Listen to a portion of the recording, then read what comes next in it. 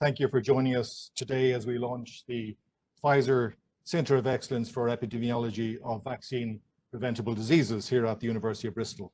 And thank you to the Secretary of State for Health and Social Care, the Right Honourable Matt Hancock MP, for helping us celebrate this momentous occasion. In normal times, of course, it would be my pleasure to welcome you in person to our wonderful Life Sciences building. But whether watching online or in person, I hope you will find today's proceedings both inspiring and insightful. This new partnership with Pfizer is the latest development in a long tradition of research excellence and civic engagement for the University of Bristol. And the past year has exemplified that tradition like no other.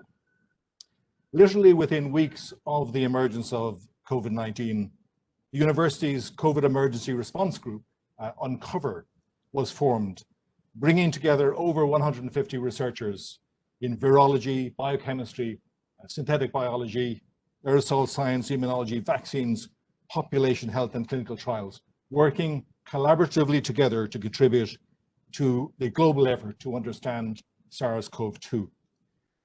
In February, Bristol had the only team at a UK university working with live human coronaviruses, and led by Drs. Andrew Davidson and David Matthews, who are here today. It was the first UK team to publish research using the live SARS-CoV-2 virus in a controlled lab, and described how the virus replicated in monkeys and human cells. And this is a study that is still used as a reference point by research groups literally across the globe. This was followed by important research on the pathogenesis of the virus, how it docks at a molecular level with human cells, how it causes disease, how the body's immune system responds, how the virus is transmitted between individuals in aerosols and droplets, and modeling of how it spreads within populations, all critical to aid the development of diagnostic tools, medicines, and crucially, effective vaccines. Our researchers helped establish the WHO multi-center international trial of COVID-19 antiviral treatments and played a key role in trials demonstrating the efficacy of corticosteroids in severely ill hospital patients. And very importantly, the citizens of our city and our wonderful NHS played their role. Bristol has been one of the biggest recruiters to a number of landmark vaccine trials. I'm very grateful for the generous financial support provided by so many of our friends and alumni, which funded much of this research. This has been a fantastic global community effort. As a global civic university, we collaborate and partner with a wide range of organizations across a breadth of local, national, and global communities. And this ethos is perfectly personified in our partnership, this new partnership with Pfizer. It also builds on our wider region's historic legacy in population health, public health, and vaccine research. Indeed, the birthplace of modern public health, the site of the first ever vaccination administered by Edward Jenner 225 years ago, is just 20 miles or so from our campus. So today's Center of Excellence for Epidemiology of Vaccine Preventable Diseases takes this legacy further. So we'll hear from our Pfizer partners very shortly, before Professors Adam Finn and Catherine Hymes talk to us about the Centre's first project, the AVONCAP study. But first, it gives me great pleasure to introduce the Secretary of State for Health and Social Care, the Right Honourable Matt Hancock MP. Thank you very much indeed, and it's an enormous pleasure to be here at the launch of this incredibly important institution. And so many of the most decisive breakthroughs from this pandemic have come from the magic that's created when academia and great universities like Bristol, industry and great businesses like Pfizer, and government have come together. I call it the Holy Trinity, when you get academia with its brilliance and its breakthroughs, and industry with its scale and its might, and government supporting, organizing, sometimes funding. And the three coming together has been an incredibly powerful force in ensuring that we can help science rise to this once-in-a-generation challenge. And it's in that spirit that I'm absolutely delighted to launch this new Centre of Excellence. So I hope that this will be a shining example of what happens when you bring together brilliant institutions across different disciplines. If you think about the academic expertise of the University of Bristol, with its renowned expertise in infectious diseases, in population health, and in clinical trials, it's been a real honour to see this for myself, and I'm looking forward very much to meeting Dr. Davidson, Dr. Matthews, and to hear about the pioneering early work this university did, growing coronavirus in a lab, a breakthrough that spurred research on vaccines and treatments all across the world. But it isn't just about the university. This Holy Trinity needs to bring the three together. So the centre brings to bear the ingenuity of Pfizer. And of course, Pfizer have played a starring role in the world's response to this pandemic. Thanks to the Pfizer-BioNTech vaccine, we in the UK were able to be the first country in the world to deploy a clinically authorized vaccine. And since that landmark day in December, Pfizer's ingenuity has now saved lives here and all across the world. It is a brilliant partnership, and I've no doubt that it'll be a huge success. And I'm very pleased that the first program of the new partnership will be the AVENCAP study on the efficacy of the coronavirus vaccine.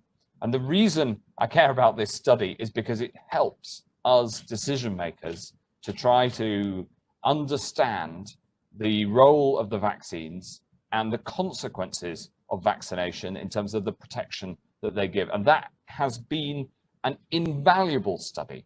It gives insights into this protection, and it is a real world example of research and academic prowess influencing decisions so that we can manage this pandemic better. It was a real pleasure to share some of the exciting early results with the nation at a Downing Street press conference in March. And I know that there will be more invaluable discoveries further down the line because of this collaboration. The final piece of that puzzle, the Holy Trinity, is government support. This is the first of these centres of excellence to be launched outside the United States, and I see it as a real vote of confidence that it's been launched here in the UK. We as a government, we care passionately about the life sciences and creating the right conditions for partnerships like this one to thrive, putting in place the investment, supporting the skills base, making sure, for instance, we get the right design for clinical trials, making sure that the offer, the UK offer in the life sciences is so good that it would be impossible not to invest and locate here in the UK. But this is, of course, a global effort, and we must work with others across the world. Next week, I'll be welcoming health ministers from the G7 to a different great university a little bit further east of here. And as well as leaders from the life sciences, we'll be having ministers coming together with life science leaders and ministers working together on the challenges ahead. And I'm looking forward very much to welcoming Dr. Albert Bourla from Pfizer to Oxford for the G7 Health Ministers Forum.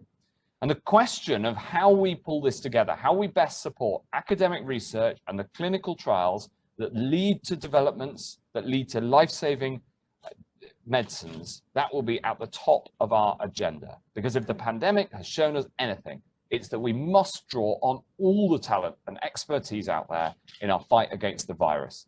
So initiatives like this new centre are so important for the health of the nation and for the whole world. So once again, thank you for inviting me to support the launch of this exciting centre. I think it's going to be a hugely important collaborative effort, and I look forward enormously to seeing what the future will bring. Thank you very much indeed. Thank you, Secretary of State. It's now my great pleasure to introduce Ben Osborne, the UK Country Manager for Pfizer. Ben.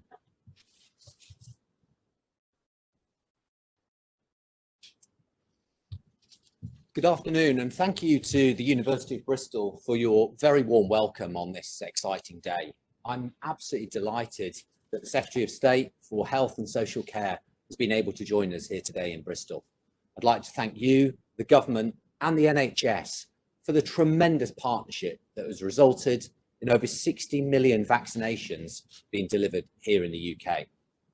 Secretary of State, it was fantastic to hear your vision for life sciences and how collaborations like this one announced here today between Pfizer and the University of Bristol will contribute. The pandemic has shown the very clear association of health, healthcare, and our economy, and what happens when health is challenged. I believe now is the time to view the health of our nation as an asset and to invest, nurture, and shape policy accordingly. As we stand here today, politicians, industry, and academia together, it is impossible not to draw parallels to the COVID-19 response. As we've seen, ingenuity and innovation on a scale like never before over the last year, with public and private sectors, scientists, healthcare professionals, and government working together in new, innovative ways, all in the pursuit of a common single mission: defeating the COVID virus. I hope and believe that the partnership between the University of Bristol and Pfizer is another example of this collaboration and a further demonstration of Pfizer's deep commitment to the UK, which actually extends to almost as long as the NHS has existed. Our relationship with the UK's research base started more than 65 years ago with our site in Sandwich in Kent, one of the world's first mass production facilities for penicillin. And running alongside our own medicines development, we collaborate here in the UK with hundreds of researchers and life science partners every year, investing millions of pounds in breakthroughs that change patients' lives. Today, we need no reminder of the power of immunisation as a public health intervention. And as only the second ever vaccine centre of excellence and the first outside of the US, the research conducted here at Bristol will be invaluable as we develop the next generation of vaccines for the future. So I'm delighted now to be here today and handing over to my colleague, Dr. Louis Jadot, who's going to explain how this Centre of Excellence will operate. So over to you, Louis. Thank you very much, and good afternoon. And thank you, Ben, for such a warm introduction. It is wonderful to have the opportunity to speak here today at the University of Bristol, which is clearly the home to some of the UK's greatest academics and where the state-of-the-art research is happening each and every day. As it was mentioned before, this is a very important moment for our international vaccine research. But before I outline why are we here today, I'd like to take an opportunity to explain how we've got here. In January last year, as mentioned before, Pfizer established its first of its Center of Excellence for Vaccine Epidemiological Research at the University of Louisville in the United States. And the aim of these centers of excellence the vision was to bring together a global network of like-minded academic institutions like the University of Bristol to conduct real-world vaccine research and understand the burden of a specific vaccine preventable diseases and the effectiveness of vaccines used to prevent their spread. This ties, as Ben has mentioned before, with the purpose of Pfizer, which is to develop breakthroughs that changes patients' life, and our goal in Pfizer vaccines, which is to help protect as many people as possible with life-threatening diseases with quality vaccines across all ages. I think, as everybody knows, second to clean water and sanitation, vaccination has made the greatest contribution to public health. As we have seen in the past year, vaccination is an essential tool in our fight against infectious diseases, whether these are endemic or in the case of the COVID-19 epidemic.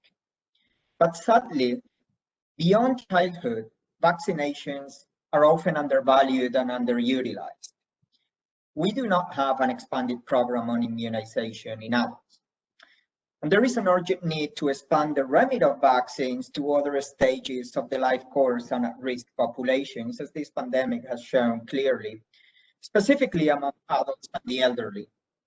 So the hope when we established our first Center of Excellence in Louisville was to eventually create more of these centers around the world, working with world-class partners and provide quality population-based, and I would like to emphasize population-based because that requires the commitment of a city like Bristol.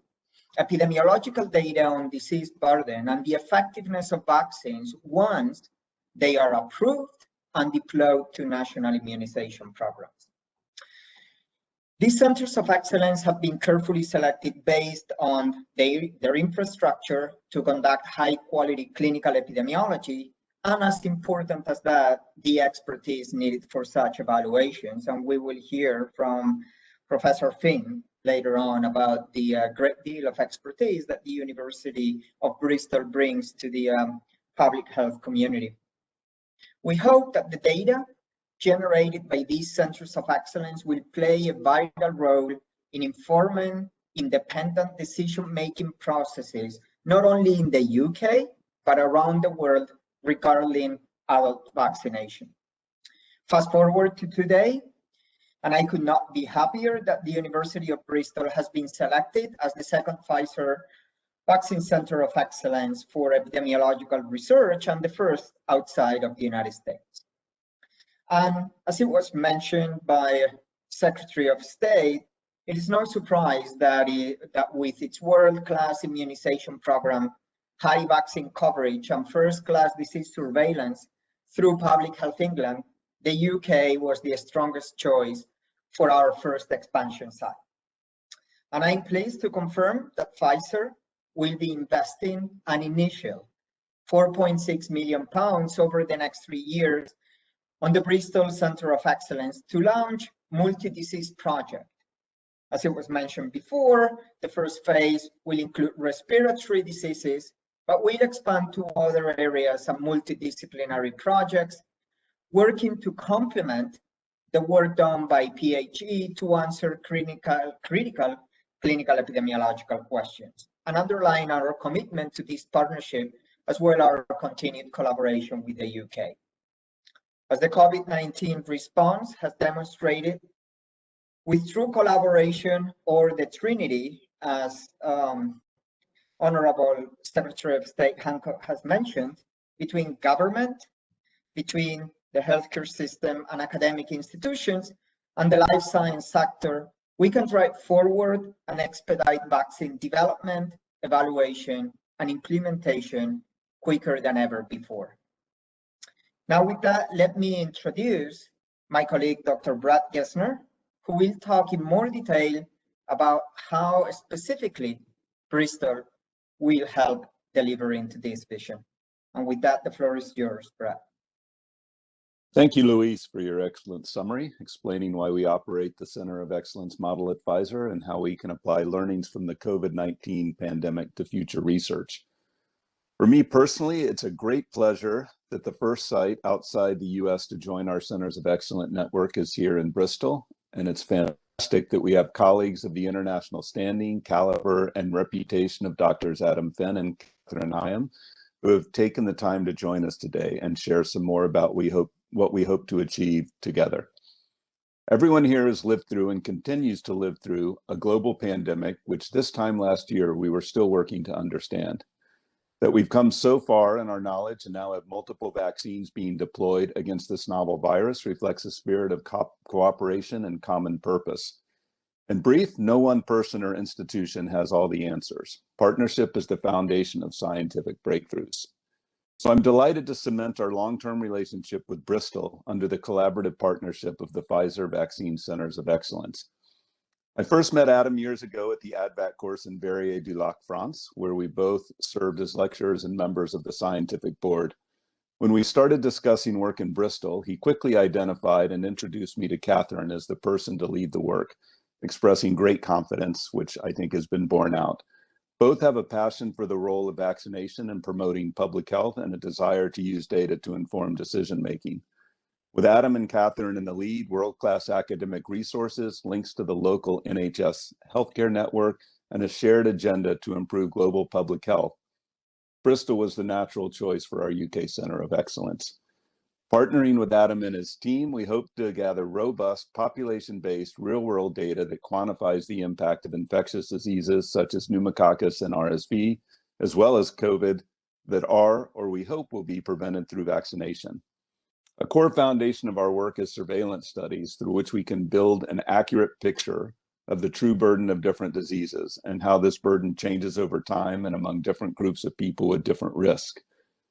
But in addition to surveillance, we will work on evaluating the effectiveness of vaccines used in a public health setting, that is a real-world setting, measuring the transmission of pathogenic organisms and assessing the genetic and phenotypic evolution of these organisms, and basically, essentially, any aspect of the target diseases that informs decisions around the most effective ways to use vaccines to serve the UK population, and more broadly, globally.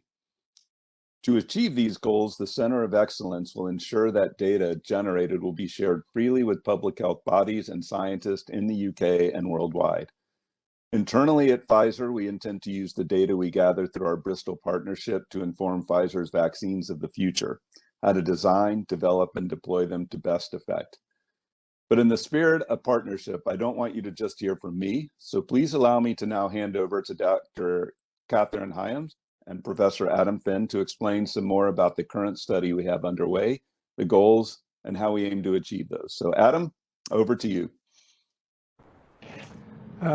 Thank you, Brad.